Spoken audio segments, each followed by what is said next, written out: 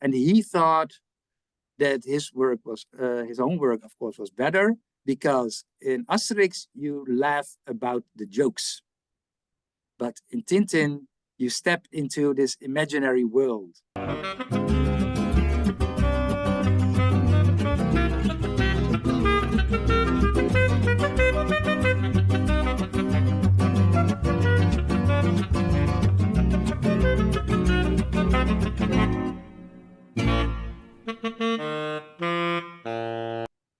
Well, hello, everyone. Welcome to the Thomas More Centre YouTube channel.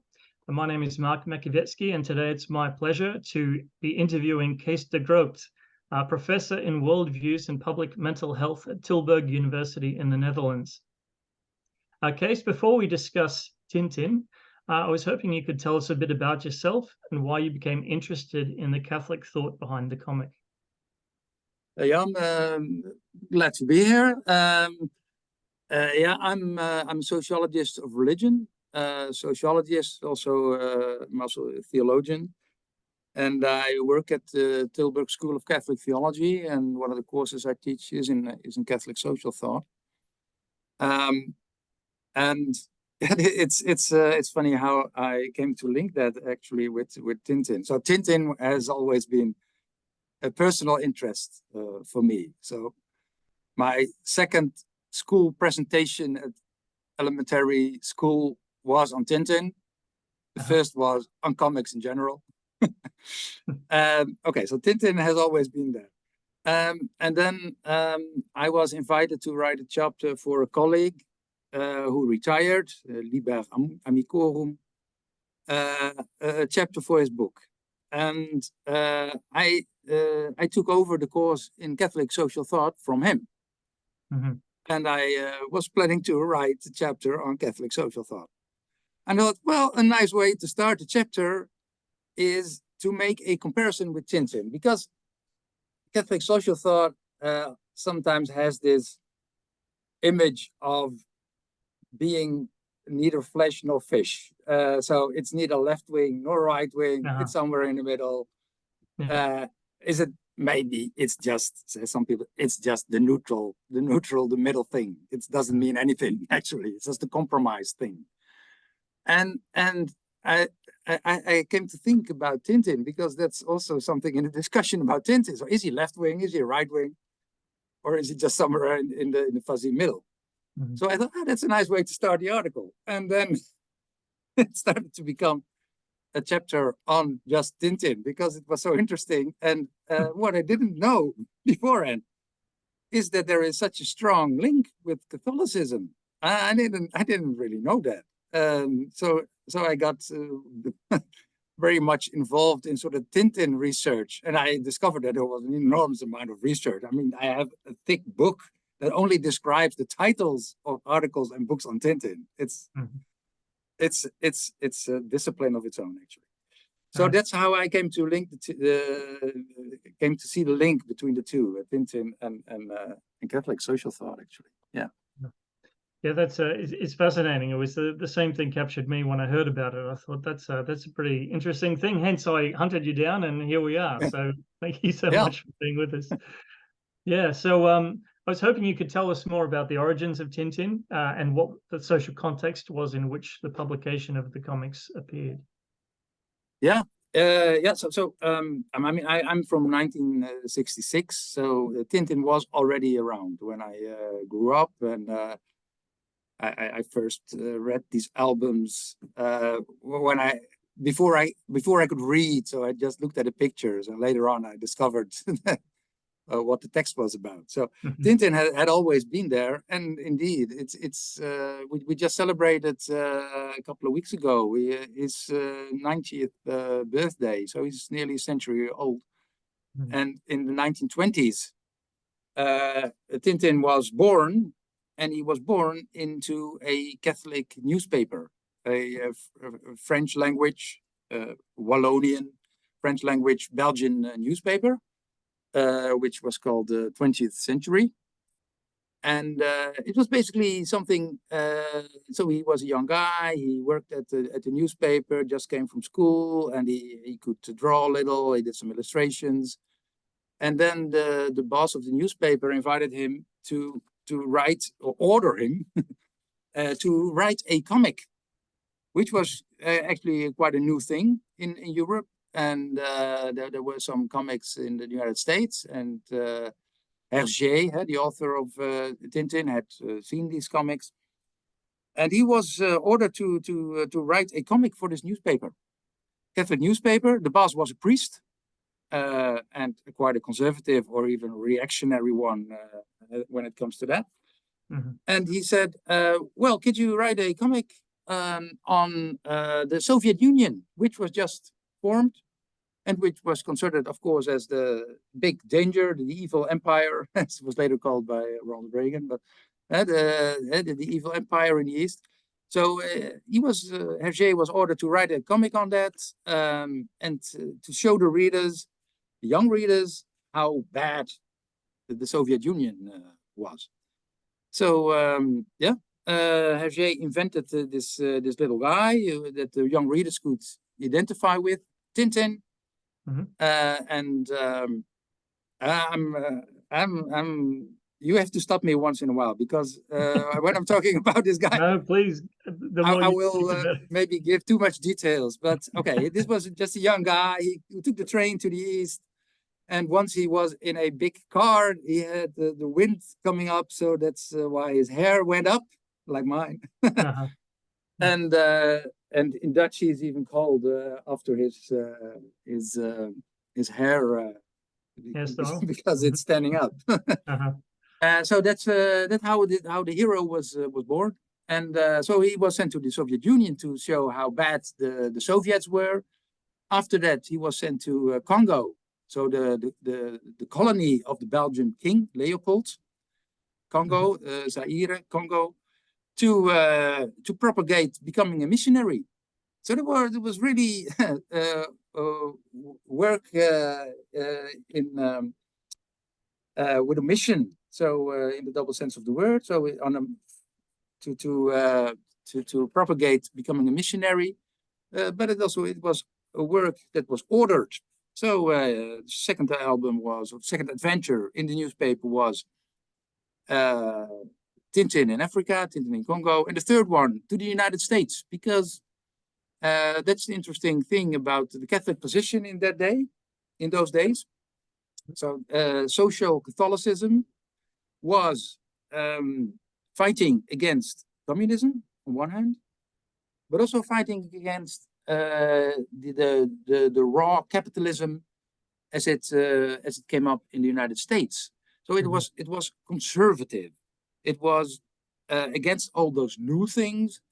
It was mainly in the spirit of, we have to go back in a way to the Middle Ages, when life was good and the social order was clear.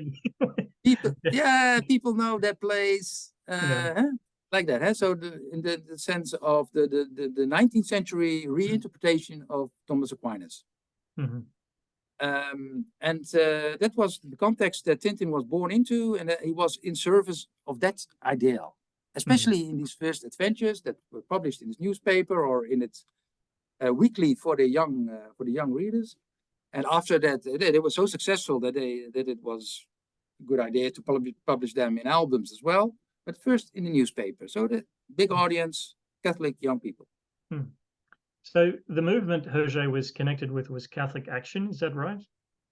Yeah. So in those days, so that was an initiative, right, by the Vatican to make Catholicism something of the people. So that it's not just something of the clergy, but that there was an invitation to the lay people to become involved of the Church's mission, to be active in the world and to help to transform the world according to the Catholic ideals. So that was the Catholic action, so the propagation of the apostolate.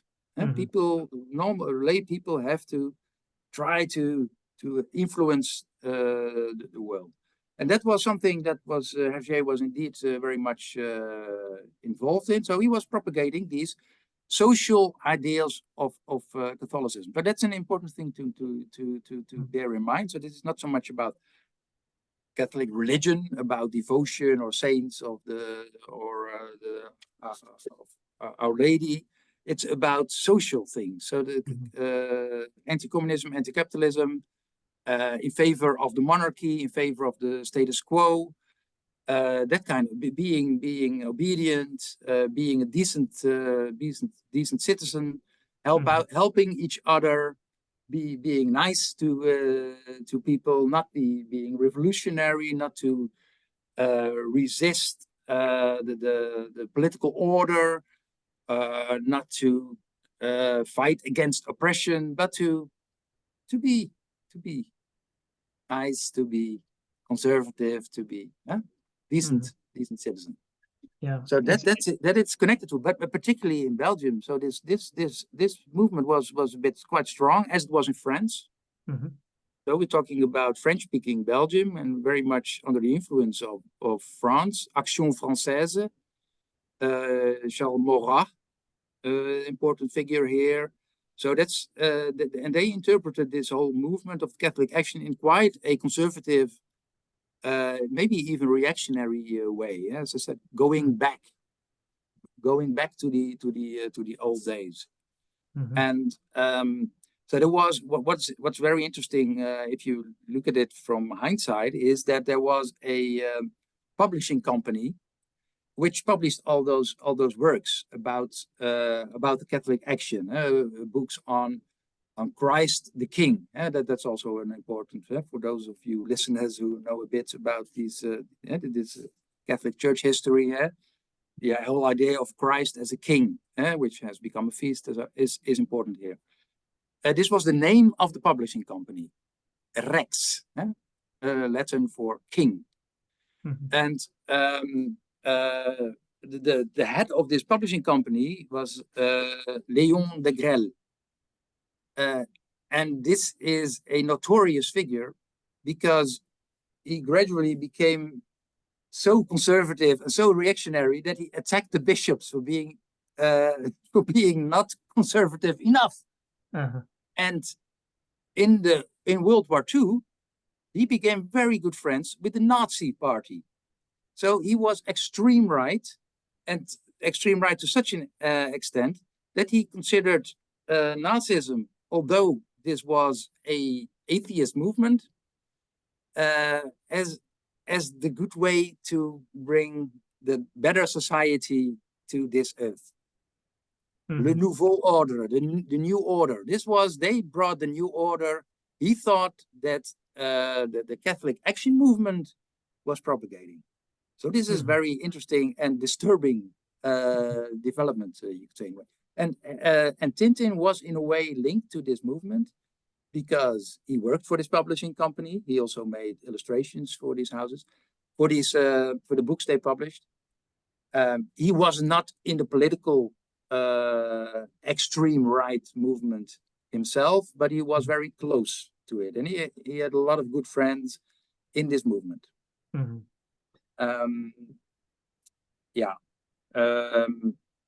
I'm about to say something about Hergé during the Second World War, but maybe sure, we can go there. We'll run with it. So there's something about the Belgian resistance putting Hergé on a blacklist called the Gallery of Traitors. So if you want to talk about that and then feed into what you were planning to say. That's actually his big trauma. This his whole life, that has been a traumatic period for him, because so he worked for this Catholic newspaper. The Nazis came. They prohibited this Catholic newspaper. The 20th century, le 20e siècle, was prohibited. But the Nazis took over another newspaper, and they invited him to publish his enormously popular Tintin series in that newspaper, Le Soir, the evening. They asked more people, and some of them refused, but he agreed. And they were very happy with that because Tintin was in the paper, and a lot of people bought the newspaper to read Tintin. So he worked for the collaborating Nazi newspaper, published Tintin there. And when the World War II was over, the resistance, the former resistance movement, put him on the blacklist. Indeed, gallery of traitors. So as one of the several people who ought to be put to jail or maybe even receive a death sentence. And he was arrested because he was on the list. He was twice on the list, actually, under his own name, Georges Rémy, and under his pseudonym as the author of Tintin, Hergé. So he was twice on the list. And he was arrested. And he was in jail with some people. And one of them was actually executed. And he was also an artist. So he himself thought, I'm just writing cartoons. I'm writing, I'm not a serious guy, but he was considered a serious guy. And I think also there was some good reasons for that. But he got out because after World War II, there were people who thought we need children's weeklies with comics for the young people in Belgium. And one of those guys who thought we have to have such a weekly was a big hero from the resistance movement, Raymond Leblanc. And he wanted to have Hergé, the author of the most famous and the best comic series there was in Belgium. We have to have him on our list. We have to have him in the children's weekly. So he provided a proof of his good behavior during the war. This is rehabilitation. So it was not really, but it worked. So he got him out.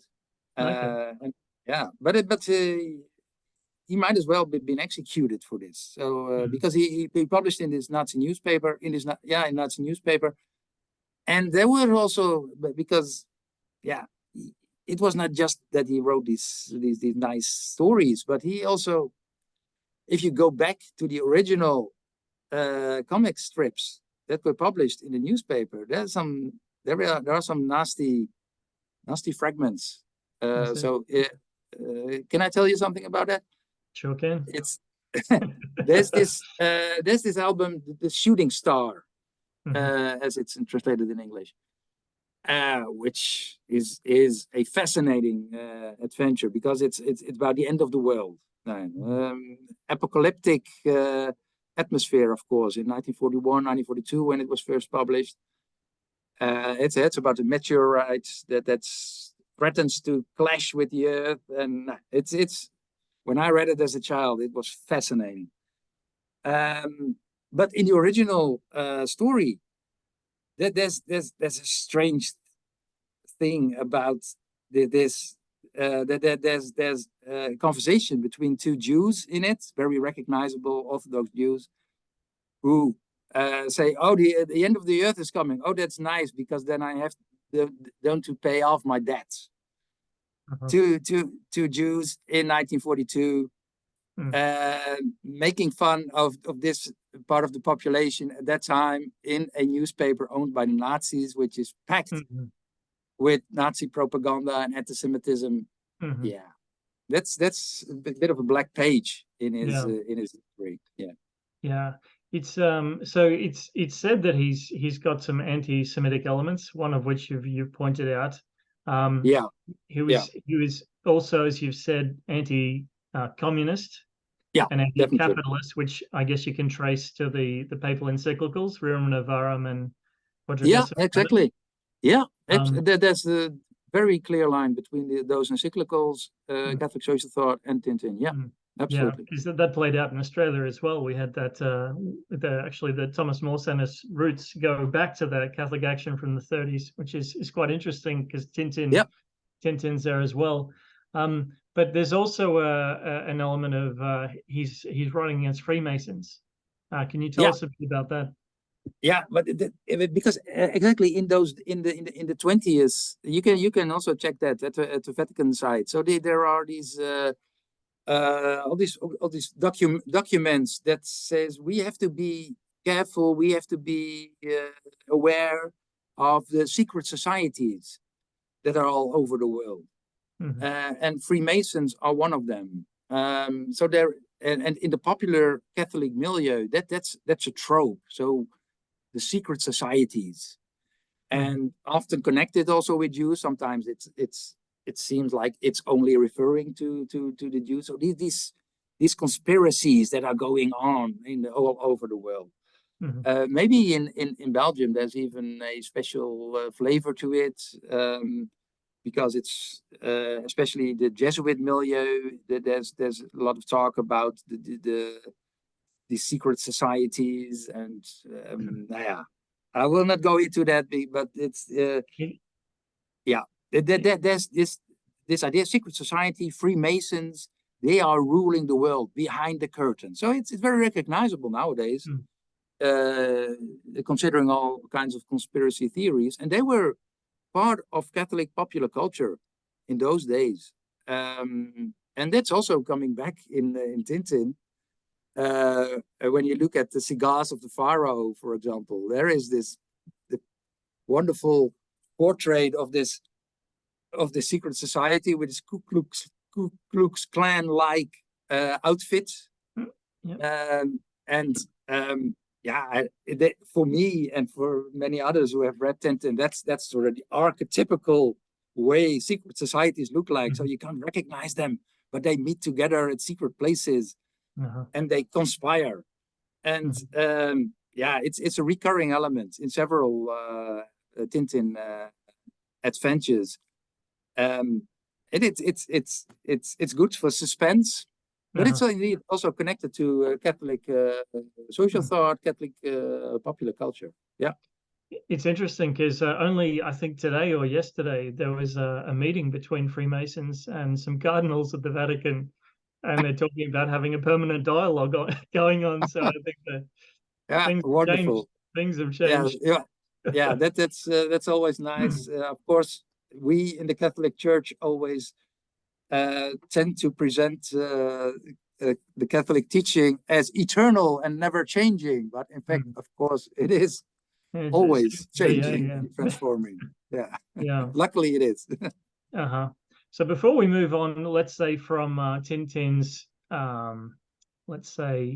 Catholic phase, just one more question regarding that. So you did mention that with the Tintin in the Congo, that he kind of presents it's almost a propaganda for getting missionaries. And so I was wondering, what other instances are there of Tintin in his adventures, loving his neighbor, kind of practicing Catholic social teaching? Because that's also, at the beginning I told you how I came to Tintin and the connection with Catholic social thought, and that there is sometimes this image of it's just a neutral thing, but it's not. It's very interesting that in Tintin, unlike Superman stories or Donald Duck or whatever, it has quite another atmosphere. The Tintin stories. It is about being kind, helping your neighbor, and trying to contribute to a better world. That's not the standard ingredient for a comic series. So very often, not in all Tintin adventures, but in almost all adventures, it's about rescuing people who are troubled. It's in the Black Gold. Gold in the Red Sea Sharks, as it's called in English. It's about helping people who are caught to be enslaved. It's often about helping out people who are in difficult situations. In the Blue Lotus, to help out Zhang, Chinese, who is suffering under Japanese aggression.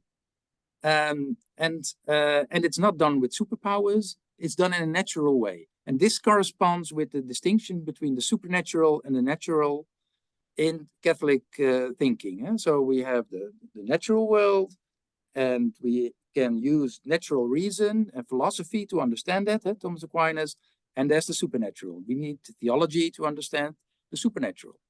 Tintin is in the natural world, mostly. There's sometimes a bit of magic, supernatural, especially in the later years, from the 1940s onwards. But it's basically the natural world. And Tintin is not a superhero. He doesn't have special powers. How we how he solves issues and how he works towards the happy end, that's always there, is by being kind.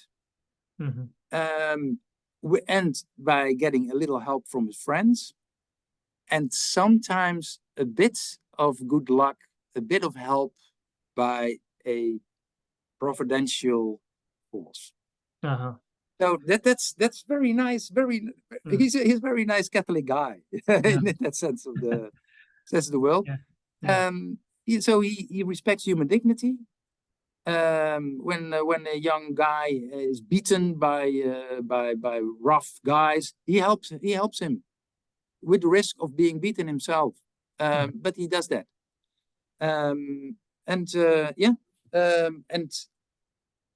There's even a friend of mine wrote an article on Tintin. He says, what is typical for Tintin is that he's often in the lion's den. He often ends up in the lion's den. So he's a Daniel. Sometimes, and maybe even more, because he offers himself as a victim, and despite that he wins. Well, think about that, you Catholic listeners. So you would, I guess that would be the Catholic phase, the first few decades, and then there's talk that he entered into a more secular phase, where he broke away from kind of Catholic morality, or at least an overly narrow reading of it. To the point where he reworked his comics and eliminated some references to God and providence. I wonder if you could talk about that and what might have motivated that. So indeed, so in the 40s, for example, the albums that were used by Steven Spielberg in his Tintin, in his Tintin movie, he used The Secret of the Unicorn, and that's more like a Robert Louis Stevenson story. So that doesn't have that much Catholicism in it. And in those days, indeed, he sort of reworked all the earlier adventures that were published in black and white, and he made them in color, and he indeed removed all the Belgian stuff and the Catholic stuff. I think foremost because he wanted to reach an international audience. These were his golden years. And he saw great perspectives for Tintin, and so that there was a commercial element here, probably going on. He was also a bit outside of the Catholic milieu in those days, so that also plays a role there. And indeed, a bit of magic comes in there. Maybe I don't know. Maybe there's some influence of the paganism during the early 1940s in Belgium. I don't know. But there has always been a bit of superstition going on in Tintin, and it comes more to the front there. Anyway, he's no longer on ecclesial control as he was, and as he was before, right? So he's no longer working for this Catholic priest who owned this newspaper. So the circumstances have changed, and a certain degree of opportunism has never been absent with Hergé. So it secularizes a bit, and after that, so more in the 1950s, he becomes an early Western guy being interested in Eastern philosophies, and that had already started a bit in the 1930s when he published one of his best albums, The Blue Lotus, helped by a Chinese Catholic art student, Chong Chen. So he had a Chinese connection going back a long time, and he became interested in the 50s, 60s more into Taoism, Zen Buddhism. So that there's a new religious layer in his biography, and which comes also to the front, mainly in Tintin in Tibet. And I'm writing an article on Tintin in Tibet now, actually, and that's very interesting. Maybe there's some continuity also with Catholicism, because if you read Tintin in Tibet, it is about this Tibetan Buddhist. But if you look at what they're saying, and you know a bit of your Bible, then then you recognize Saint Paul in what they are Oh, saying. really? Oh, that's The interesting. faith that moves mountains and that kind of stuff. Oh, yeah. And yeah, you check it out.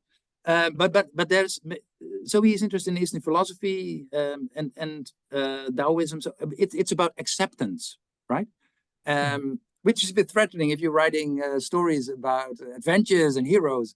And it's Taoism is about accepting the way, the things they are, and that comes through in the Tintin stories. Oh, I have to move because the light is going out here. It's a nice bit. Yeah, A light. nice bit of comic relief. Comic relief. It's funny because I was talking about Tintin in Tibet, and now things turn black. But Tintin in Tibet is about white, about whiteness. Yellow snow.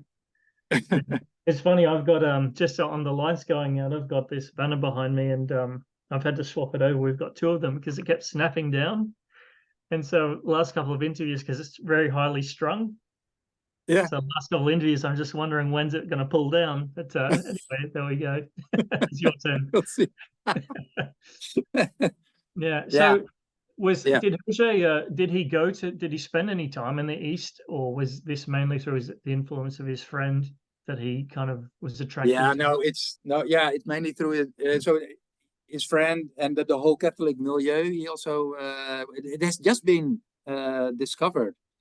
There's been a new book published on Hergé, and that one of the discoveries is that there's a woman that was in the same milieu as Jiang Chongcheng, and that he kept contact with her, and that he was very important in his spiritual development. So they probably did not have a relationship or whatever, but she was very important in terms of his spiritual development. So he didn't go to the East, but the East was present in Belgium.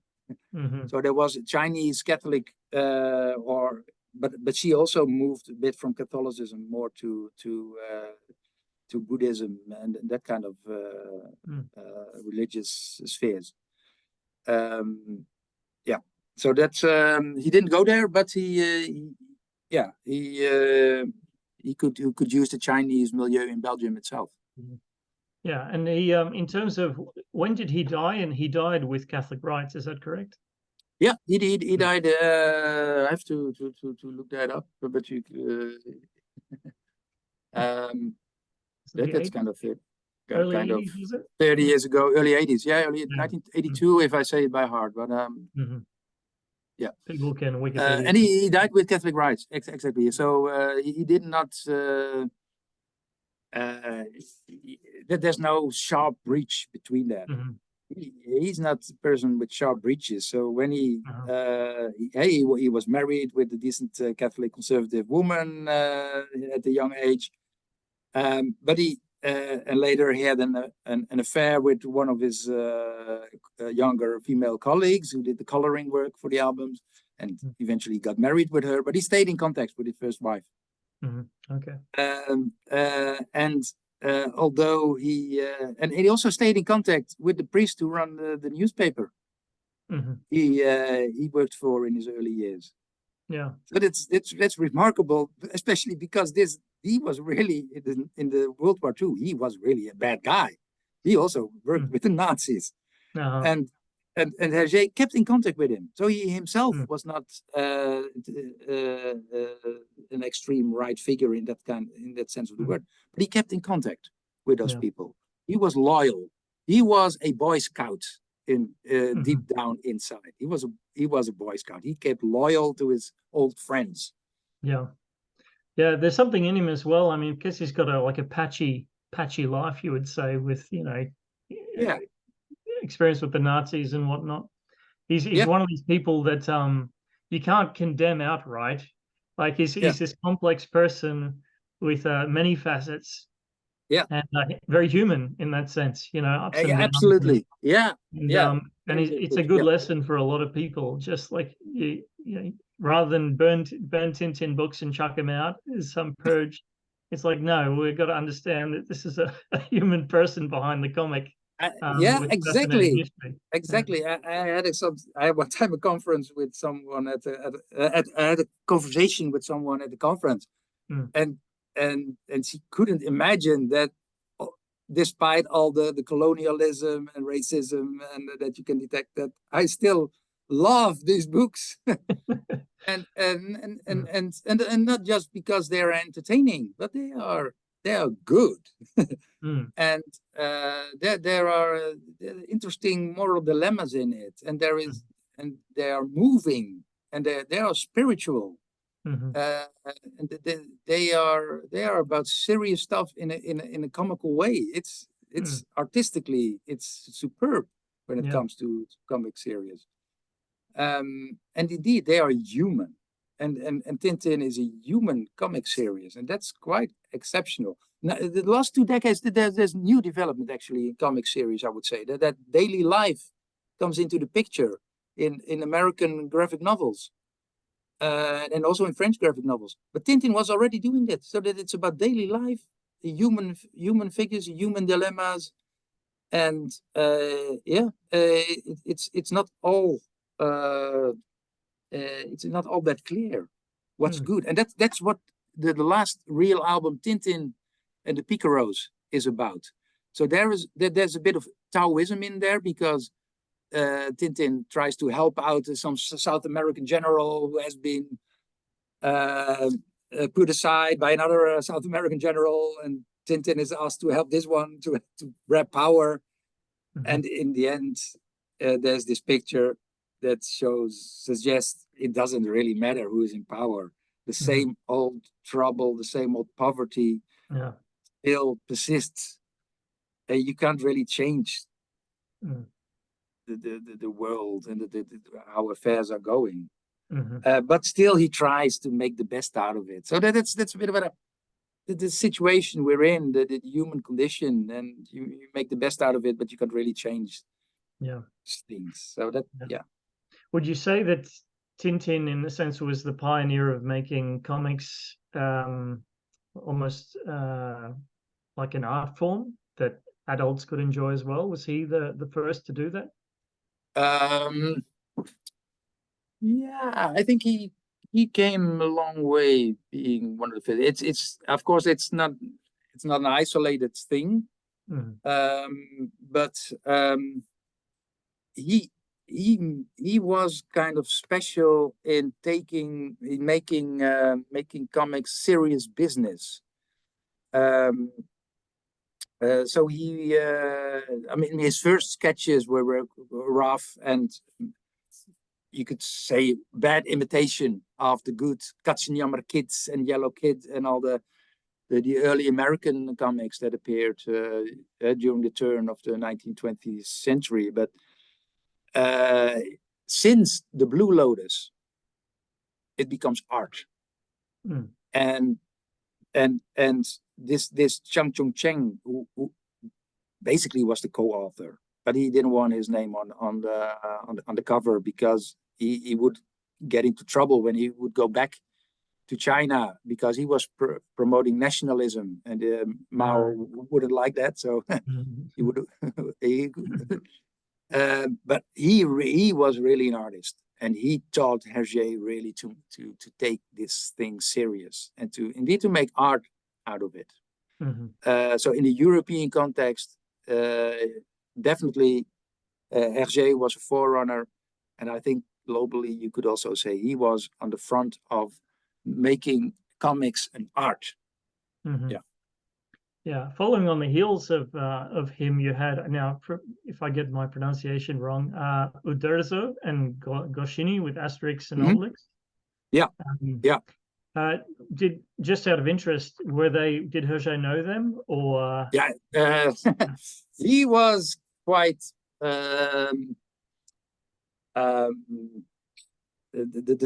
only the slang expression "pissed off" comes to my mind now. That Asterix was so successful. So that bothered him. So that was the French comic that came later, and they were very successful. And he thought that his work was his own work, of course, was better, because in Asterix, you laugh about the jokes. But in Tintin, you step into this imaginary world and you experience what's going on with the suspense that comes with it, and also with the humor that comes with it. Yeah, I think it's a bit overdone, but there is a bit of a difference here. So when I was young, I considered Asterix more funny, but Tintin made a bigger impact. Okay, very good.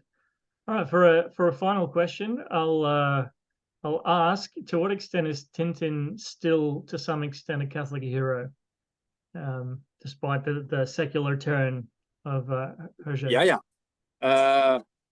And you mean, is he still a Catholic hero in the later albums? Well, yes, or maybe but also, generally. today, like even if we look back, Today, well, he started Catholic and he became less Catholic along the way. It's still something I imagine that a lot of Catholics want to kind of claim. And so I was just wondering if you could speak to that kind of question, I suppose, very broadly. So first on the developments in the later album. So is he still Catholic then?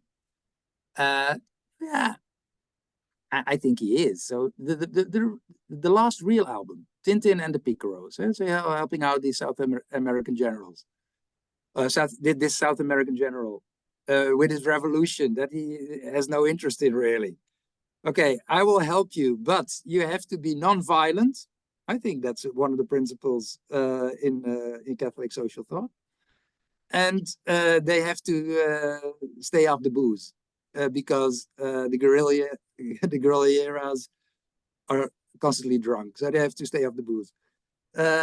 So there is still this Catholic idealism in Tintin in his very last adventure. He is he tries to be the good guy. He is acting in a world that's basically good. Even the enemies are not psychopaths. They are also just human people. And everyone is striving for some good. One of the basic tenets of Thomas Aquinas here. So it's still there, but it's not overtly there, and there's certainly not religious Catholicism overtly there. There are no saints, no Pope, no Virgin Mary. But he's still deep down a kind of Catholic guy. But it was interesting how you phrased your question. So is he still a Catholic hero? Now, is he still a Catholic hero now? There hasn't been new albums for 40 years. Is Tintin still? Is he still here? Is he still among us? I just received a very large PDF file with photos of people who had tattoos of Tintin or Captain Haddock, or of drawings from the comic series on their body. People have Tintin on their body. I think there's still people around who go, like me in a way, who go in, what would Tintin do?